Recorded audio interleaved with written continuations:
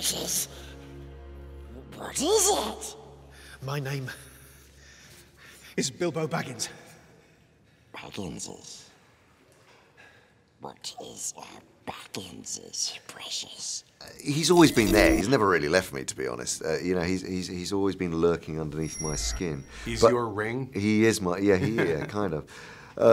But I have, in the interim, of course, heard thousands of impersonations of him and had to do Gollum a lot. And because he was sort of, you know, absorbed into public consciousness in the way he has been, it was actually quite hard to repossess him, to actually push him back down inside and really sort of feel him emotionally. So on the first day on set, I was sort of feeling sort of like I was going through the right motions and physically being him, but then he wasn't connecting emotionally.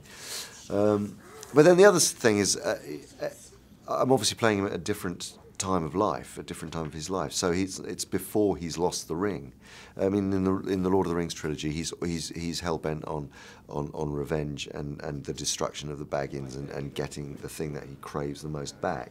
But of course, you know, in the Hobbit, where he first, you know, which is actually going to be the first time for audiences, you know, especially younger film goers and new audiences, you know, it's the first time they'll see Gollum, and it's the first time, when you put the 6 films back to back, that you will actually see him. He actually believes he still has the ring. So, you know, it's into this situation in the Misty Mountains that Bilbo walks, and he's sort of almost pleased to see someone after being on his own for such a long time. And the Smeagol part of his personality is he wants to have fun and play games and play riddles, and of course the Gollum side just wants to kill him and eat him. I'm a hobbit from the Shire. Oh, we like goblins as bats and fishes, but we hasn't tried hobbits before. Is it soft? Is it juicy? Now, keep your distance. I'll use this if I have to. You know, because this was supposed to happen 60 years earlier, we did experiment with the idea of giving him more teeth and giving him more hair and trying to make him look younger, and it just didn't work. So we just put him back the way he was. We said, you know, we all liked him the way he was, let's just go with that.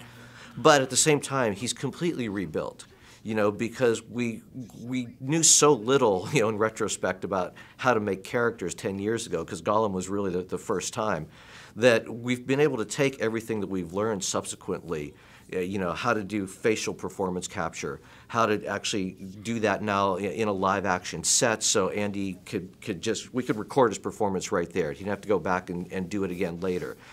We could get, you know, more detail in the skin, the muscles, the eyes, you know, the hair. Everything is just more true to life now.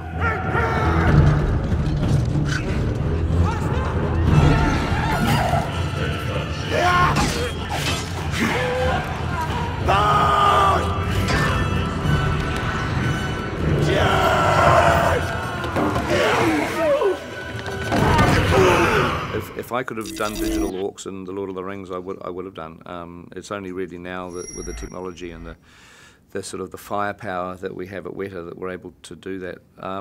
No, I like just getting away from the human face. I mean, the thing with prosthetics, which is always a limit, is that no matter how great the prosthetics are, you've really still got 2 eyes and a mouth where in the human face shape, and so I like being able to create goblins and orcs where you're able to distort the face and just make them very non-human. So that's the reason why I like it. Is to make them literally into creatures rather than humans in makeup. Well, with practical makeup effects, you're always limited to what you can do with the human body. In other words, if you want to change the shape of the face, it always has to be bigger than a human face. You can only add to it. Most actors don't like you cutting into their face for the sake of a film, so you can't do things like that. Same thing with the body. It's really hard to get, you know, weirdly proportioned limbs and things like that. So we experimented with makeup effects, mostly just to get the feel of what the goblins would look like and to have something on set for the actors to work with.